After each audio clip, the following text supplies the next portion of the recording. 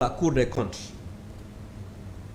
ci dette extérieure bi boo ko liiree totalement conforme ak li nga xamante ni moom moo am ñu ne par rapport aux recettes totalement conforme ak li nga xamante ni par rapport à la dette intérieure rek par rapport à la dette intérieure parce que ñoom li tax waxuñu ci dette extérieure bi moom mooy xam nañ ne bu ñu waxee ci waxu dette extérieure suba muy FMI BCEAO yooyu ils vont aller s'expliquer parce que si vous vous rappelez bien le FMI avait même retenu li nga xamante ni moom mooy ces décaissements en attendant que la Cour des comptes certifie donc aujourd'hui la ñu doon wax ne par rapport ak Cour des comptes dettes yi dañu falsifier quelques chiffres que ce soit loolu c'est totalement faux par rapport à la dette intérieure may mun a yow xam nga ne en tant que journaliste que s'il y a des accords par rapport ak ay dettes pour financer des projets dans ce pays comme ay BRT yeneen des projets mais yow xam nga ne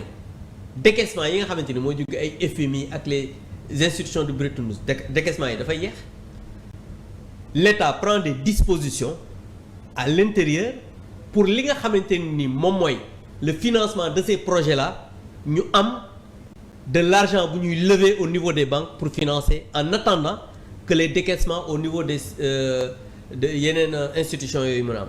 et quand les décaissements s'il vous plaît et quand les décaissements da nga may bàyyi ba ma pare. non sur ces décaissements là. bu fekkee ne da ngeen leb xaalis en attendant décaissement yi la ñëw bu décaissement yi la ñëw boo leen fayee bor ba kay du ñu fi fekk assiette 2000 milliards yoo xam ne yoroon ngeen ko banques yi ici au Sénégal. bàyyil ma àggale dama ne aujourd'hui je persiste et je signe que jamais dans le rapport de la Cour des comptes il n'est question de falsification de chiffres.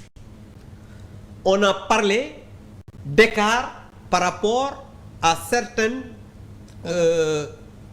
voilà yow ci sa bopp yow yaa ko wax donc aujourd'hui Ousmane Sonko bi doon wax ne dañu falsifier ay chiffres mais il n'a jamais été confirmé par la Cour des comptes. La Cour des comptes a parlé par rapport ak li nga xamante ni nii moom mooy gestion yi ma la wax ni mais où était la Cour des mais moi j'interpelle aujourd'hui la Cour des comptes pour qu'ils nous disent la nga xamante ni moom la certifié Maïmouna ba ñu voté ko pour ces lois de règlement parce que c'est la loi de règlement qui fait foi c'est pas un rapport du gouvernement beneen bi mooy dans le rapport de la Cour des comptes il est fait état que ñoom dañu def seen analyse par rapport à un rapport que l'actuel gouvernement moom la leen jox gis nga loolu dans l'analyse mais déglu ma rek waaw déglu ma rek moo war a certifier le rapport fait par l'IGF. waaw mais da nga may déglu. c'est ça le processus mais rapport waaye le processus xam nga mooy lan déedéet dañ ko biaisé.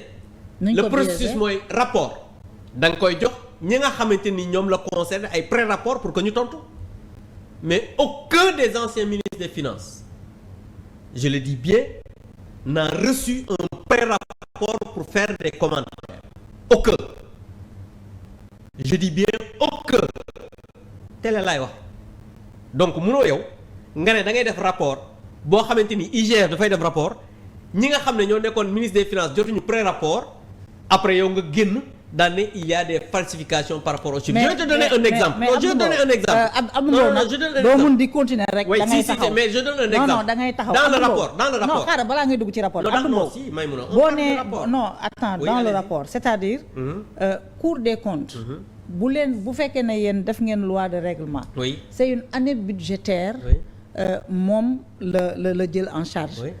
rapport bi année budgétaire bi dette yi bokk ci. s'il vous plaît non dama ne dette yi bokk ci. non xaaral ma ñëw rapport bi non dama ne ndax dette yi bokk ci. rapport bi dama ne ndax dette yi bokk ci. rapport bi waaw may ma rek c'est une. ndax dette yi bokk ci. lii c'est une exigence. boo xam ne. nguur bu installé wu. dafay def l'audit des comptes et finances. mais moom publiques moom est-ce que. cette Cour des comptes certifié na woon non ba dama ne est-ce que Cour des comptes. waaw may ma certifié na oui ou non. de 2019. oui. au 31 décembre 2000. Absolument. À mars 2024. Tout à fait. Pourquoi on parle de falsification? C'est-à-dire ci dernière année budgétaire bi. En mooy décembre 2023. oui. da ngeen joxe ay chiffres macro. Absolument. chiffres macro yooyu. ngeen ne woon ne dette bi mu ngi ci 66%. Absolument. ngeen ne woon ne déficit bi mu ngi woon ci 5,2%. ngeen demoon FMI Banque mondiale jël fa ay engagement pour ramener le déficit à 3,3,2%. Le Ousmane Sonko ne. En réalité ba ñu defee premier rapport IGF bi. déficit bi mu ngi nekk ci 10,2%. dette bi mu ngi au lieu de 66% mu ngi nekk ci 83%. waxul dëgg. waa léegi. ngeen ne waxul dëgg. dafay wax lu ko neex. absolument. rapport Cour des comptes bi nga xam ne. muy yenn ancien régime muy nouveau régime. ñëpp d'accord nañu ci ne Cour des comptes c'est une structure sérieuse ci respectabilité am. Cour des comptes càmbar rapport IGF bi ci Cour des comptes mu ne. déficit bi sax du 10%. 12,65% la mu ne dette bi. du 66%.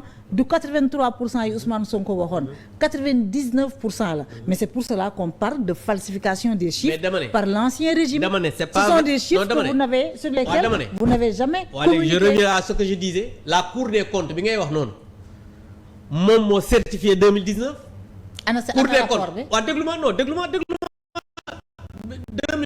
oui ma depuis 2017 c'était totalement ba un mois. C'était totalement yow yaa ngi xool Cour des comptes rapport yooyu noonu c'était visible dans la ci site Cour des comptes dem fa léegi ba xam di nga ko fekk total ça a disparu fu mu jaar est-ce que lu Ousmane ko jël nañ ko laaj beneen bi mooy. mais aujourd'hui on a un rapport et c'est ce rapport-là qui fait foi. dama ne ce qui fait foi mooy loi de règlement man député la may mun a depuis 2012 maa ngi assemblée nationale tey jii su fekkoon à l'international dañ ma woo di ma laaj waxu certification yi nga xamante ni nii moom la état du Sénégal def damay génne loi de règlement boo xamante ni moom laa voté à l'assemblée nationale boo xam ne après certification de la Cour des comptes Maïmouna je suis très clair dans ce que je dis dama ne. Là, vous êtes en train de faire un jeu de mots. Ouais, mais attends, Maïmouna. Ce qui est factuel, c'est que la Cour des comptes a produit un rapport de 2019 à mars 2024. ci rapport boobu dafa démentir carrément les chiffres yi nga xam ne yéen macro yi nga xam ne moom ngeen doon communiquer aux populations et aux bailleurs. Donc yow la Cour des comptes a menti au peuple sénégalais en certifiant que la gestion 2019 était saine. La Cour des comptes a menti au peuple sénégalais en disant que la gestion de 2020 est normale. La Cour des comptes a menti au peuple sénégalais en disant que la gestion 2021 est normale. La Cour des comptes a menti au peuple sénégalais en disant que la gestion de 2022 est normale. C'est le premier rapport sur l'audit des comptes et des finances publiques bi nga xam ne def nañ ko depuis que cette directive de l'UEMOA a été adoptée. Non bi ngeen di doon 2013 lañ ko adopté. En 2012 boo seetloo rapport bi ils se sont basés sur la loi sur la transparence qu'on a votée en 2012 ñun ñoo ko voté. Donc aujourd'hui il n'est nullement question. Vous ne vous l'êtes jamais appliqué. Si parce que attends Maïmouna li ma lay wax xam-xam la damaa bëgg nga déglu ko dama ne en ce qui concerne les finances publiques c'est la loi de règlement qui fait foi et la loi de règlement c'est après certification de la Cour des comptes li may wax c'est très clair et dama lay jox benn exemple. mais yaa ngi langaamu ci loi de règlement qu'est-ce que tu veux nous dire. langaawuma ci moom mooy dama bëgg Cour des comptes wax ñu pourquoi mu ne woon Sénégalais yi 2019 2020 2021 2022 c'est certifié normal amul problème sur les comptes li nga xamante ni moom mooy les recettes ak la dette extérieure bi nga xamante ni Ousmane Sonko ci boppam waxoon na ne jël nañ alal joo xamante ni ëpp na li ñu waxoon Cour des comptes ne c'est normal léegi ñu ñëw ci dette intérieure bi bëgg def ay manipulations jusqu'à ce que boo seetloo dans les réseaux sociaux ils ont mis un tableau daan ne jaay nañ immeuble yëpp ba building administratif may mun a damaa bëgg a wax sénégalais yi yow mii sax xam naa ne xam nga loolu mooy ki ñuy wax ne jaay nañ ko immeuble yooyu c'est la SOGEPA société bu état bi la donc kenn jaayu fi immeuble pour te dire la manipulation dans laquelle déglu ma non attends, il y a une partie du patrimoine immobilier de l'État du Sénégal boo xam ne temps yooyu SOGEPA nekkagul woon SOGEPA patrimoine bâti la nekkoon. waaw déglu ma dañoo jël une partie de ce patrimoine là jaay ko à des privés. je défie benn partie bi dañ doon demander à des privés ñu ñëw investir l'État moom ci tant d'étages wala tant d'appartements ñoom ñu jël leneen bi xam nga lan mooy sukuk. waaw xam nga sukuk lan la. waaw xam nga sukuk lan la du xam nga ko mooy finance islamique sukuk du xam nga moom mooy lan xam nga sukuk bu ñu demee par exemple au niveau de l'État du Sénégal ak la banque islamique am na foo xam ne bu ñu fa eggee par rapport au financement ñoom du ñu jël ay intérêt mais bénéfice lañ ko tuddee loolu ça n'a absolument rien à voir ak vendre à des privés mais ñoom dama lay wax ne la ci biir rapport Cour des comptes bi dafa am immeuble yoo xam ne ba ci building administratif bi xoolal ma fen wu rëy woowu ñu ne jaay nañ ko alors que ki ñu ko jaay nee nañ moom mooy SOGEPA qui est une société exclusivement détenue par l'État xam nga loolu moom mooy ñi ngi bëgg a fen Cour des comptes ñooy fen non déggoo li ma la wax mais non dama ne loolu mooy manipulation kan mooy fen non ñoom ñoo jël tableau boobu ne dañoo jaay le tableau ci rapport Cour des comptes bi la nekk waaw non rapport Cour des comptes dañ ne jaay xam nga Cour des comptes moom waxul dañ ko jaay ay privé mais dañ ne jaay nañ ko SOGEPA c'est une société exclusivement détenue par l'État maanaam État moo jaay boppam. mais c'est ça la bizarrerie. non loolu État moo créé une société SOGEPA pour que cette société de l'État puisse lever des financements sur le plan international maintenant ñoom ñu jël loolu dans les réseaux sociaux comme li ngay wax nii quoi temps yi fi mu toll nii ñu ngi ci réseaux sociaux yi ni gis ngeen jaay nañ ba jaay building administratif loolu mooy wane ne ñoom. Ils sont dans la manipulation à outrance tey jii Ousmane Sonko ci lenn rek la nekk moom mooy vouloir discréditer li nga xamante ni mooy le bilan extraordinaire que le président Macky Sall on se base plus sur ce que Ousmane Sonko a dit. Oui. Aujourd'hui il s'agit d'un rapport de la Cour des comptes qui met en exergue des irrégularités. Mais rapport bi voilà qui met en exergue des irrégularités. Merci beaucoup xam nga man. des problèmes de surfinancement des prêts relais yoo xam ne des structures de l'État dañu ko def qui ne sont pas répertoriés au niveau du trésor public. dama ne Cour des comptes la ñuy wax non waxuñu Ousmane Sonko dans le rapport non si parce que Ousmane Sonko moo wax ñu ne Ousmane Sonko li mu wax Cour des comptes jox na ko dëgg c'est pas vrai. mais lu tax il est non parce que il est dans la manipulation la Cour des comptes may mun a génneel ma fenn. fu Cour des comptes wax falsification dafa am. mais loolu il est non dégg nga non dama ne. quand vous communiquez des wala kaay ma wax la benn Cour des comptes ñëw na chiffres yi du dëgg en réalité chiffres yi Cour des comptes mus ngaa gis maquillage mus ngaa gis Cour des comptes wax ne y a des délits sans pour autant ne nañu génne information judiciaire wala nañ ko traduire devant la chambre administrative xam nga loolu mosoo ko gis maintenant bii dans ce rapport. Cour des comptes ay recommandations lay moom laa la wax dama la pour une meilleure gestion des finances publiques. maintenant y a un délit xam nga bu fekkee dafa am délit xam nga falsification chiffre c'est très grave délit la mais bii nii donc y a des délits sans délinquant aujourd'hui daa xam nga wax mooy la délit sans délinquant non bii nag moom amul benn yoon boo xam ne dañu ne recommandation bi nañu ubbi information judiciaire bi sur tel pour tel. mais Abdou parce que non déglu ma rek xam nga tey bii xam nga lan la aujourd'hui on est en train de vouloir faire plaisir au prince mooy kan Ousmane Sonko.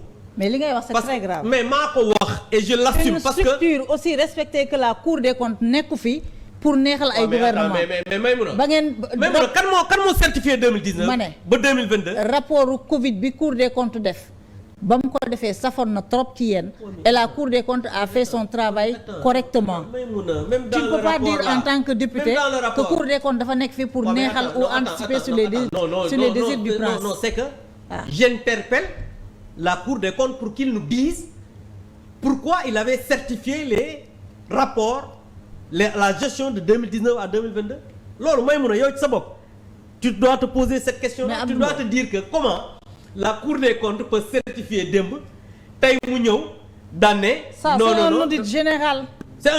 c'est un audit général et complète mais attends, des finances publiques Maïmouna quand même il faut qu'on soit sérieux non attends il faut qu'on soit sérieux parce que quand même on est en train de parler de la gestion des finances publiques d'un pays parce que il faut que nga xam aussi que la loi de règlement la ngaa mu mëcc mais loolu moom mooy la plus haute mooy référence bi gën a mag par rapport à la gestion d'un pays parce que c'est pas pour rien que bu ñu defaree loi de règlement ñuy dem à la Cour des comptes pour demander certification avant ñu koy voter à l'Assemblée nationale parce que l'Assemblée nationale c'est le dernier recours mais avant Assemblée nationale xanaa xamoon ne chaque trimestre l'Assemblée nationale day jot le rapport trimestriel d'exécution du budget mais boobu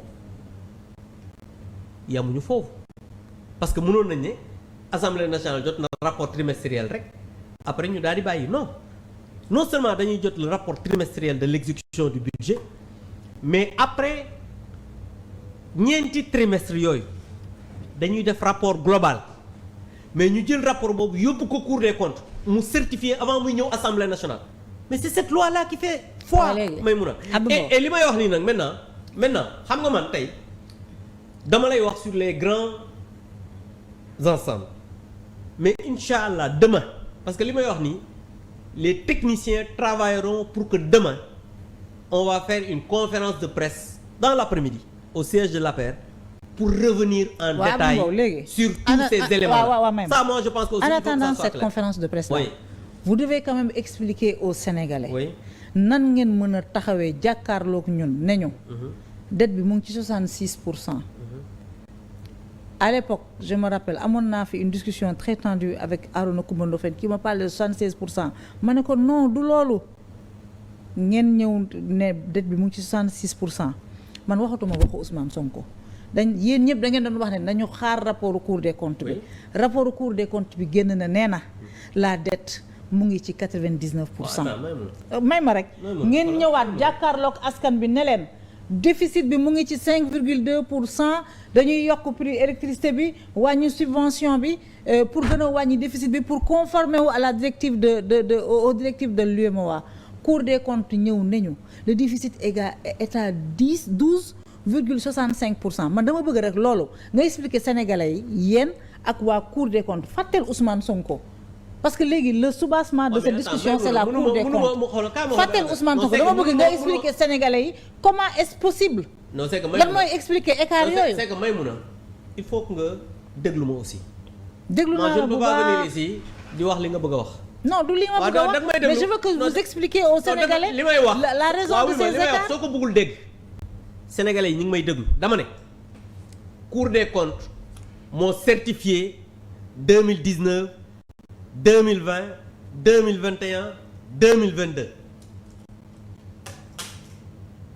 bi muy certifié loolu la dette nekkul benn élément isolé c'est un élément boo xamante ni muy la dette extérieure comme la dette intérieure mi ngi ci biir élément yooyu nga xamante ni moom lañ certifié et aujourd'hui comme je vous l'ai dit les détails sur ces éléments-là on reviendra là-dessus en conférence de presse pour montrer que ñun notre gouvernement amul benn discrédit boo xamante ni tey Ousmane Sonko ak son gouvernement mën na ko indi sur ce que le président Macky Sall et ses gouvernements ont fait dans ce pays comme ni ma la ko waxee encore une fois de plus ces certifications man li nga xamante ni moom laay jàpp ñu jàngal ma ko te mu doon dëgg mooy la loi de règlement bu ñu voté moom mooy def foi par rapport ak li nga xamante ni nii moom la ñu war a wax sénégalais yi donc lii Cour des comptes wax encore une fois de plus non déglu ma rek lii Cour des comptes ak da nga ma laaj lii Cour des comptes wax encore une fois de plus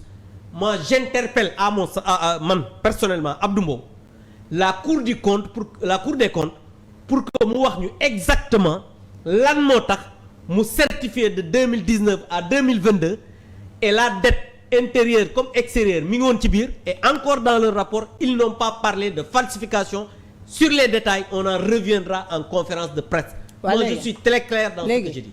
xam nga FMI. oui dafa doon def ses rapports. oui sur la base des chiffres que vous communiquez. oui bu ñu ñëwee. ci seen certifié par la Cour des comptes. may ma rek bu ñu ñëwee seen mission. oui dañ doon def seeni rapport sur la base des chiffres yi nga xam ne. moom la gouvernement bi di communiquer. absolument bi Ousmane Sonko defee annonce bi FMI dafa jàpp ne donc on l'a nu mu tudd les chiffres puisque les chiffres sont biaisés. Oui. Et que moom rapport yi mu defoon mënagul avancé waat. day xaar rapportu Cour des comptes même FMI Cour des comptes la doon xaar. mais yéen. li ñu gis rapport bi wane yëpp. ci ay orientation de recette. ay réorientation ay jëlee ci compte bi dugal ci compte bële. ay lépp fii dugal fële. peut-être que aussi vous avez trompé la religion de la Cour des comptes pendant 5 ans. Non.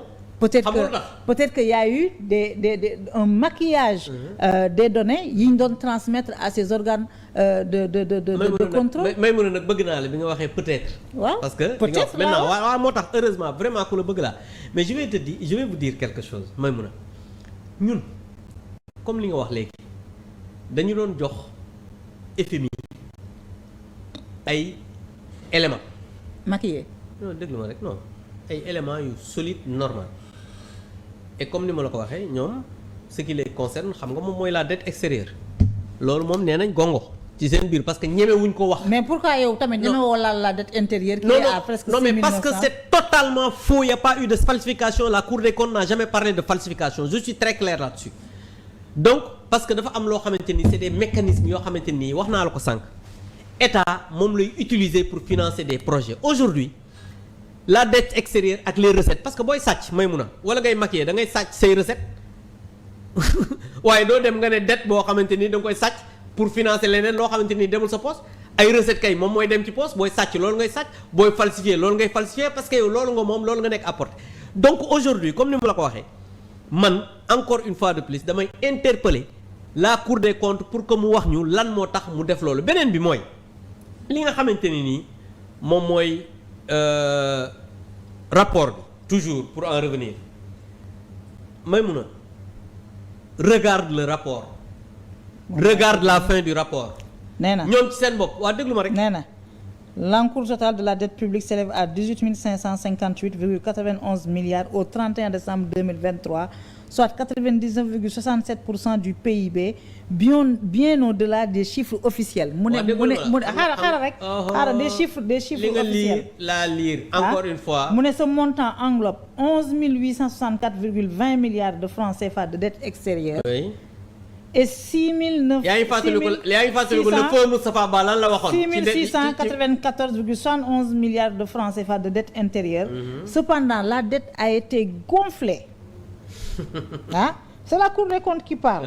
La dette a été gonflée par des emprunts réalisés en dehors des circuits budgétaires, c'est très grave, avec des certificats nominatifs d'obligations émis de manière irrégulière sans autorisation parlementaire. Ça veut dire que yéen li ngeen doon jox assemblée sax li ngeen doon transmettre assemblée sax wala li assemblée doon arrêté ci exercice budgétaire bi sax foofu sax dañ doon laalaat mbir yi. Non Maïmouna, il faut qu'on soit sérieux.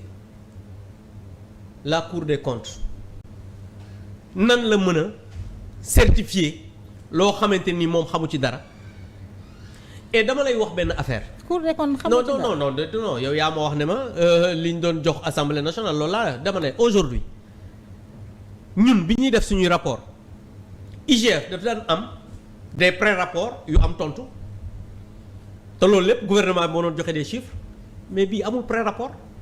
On a donné ça à aucun. Non déglu ma rek non déglu ma yóbbu nañ le pré-rapport au ministère des finances. Oh déglu ma non attends yóbbu nañ le pré-rapport à la présidence et à la primature. Pour que les fonctionnaires de l'administration indient les réponses. Maïmouna, moi je ne parle pas. L'administration, ce ne sont pas des hommes. Non, si. Voilà, seulement. Ce ne sont pas seulement les hommes qui dirigent. Mais Maïmouna. Le ministre là, dafa am une équipe. Maïmouna. Le rapport a été envoyé au ministère des Finances, à la primature, à la présidence. La loi ne dit pas ça, il parle de la personne qui a eu la responsabilité de la gestion. Et aujourd'hui, document de passation yi nga xamante ni moom la suñu ministre ancien ministre yi ñu ngi leen koy doog a envoyé am na koo xam ne jot na dem su ma la waxee turam di ko dégg ak yeneen ak ñeneen ak ñeneen c'est pas une question d'administration, c'est une question de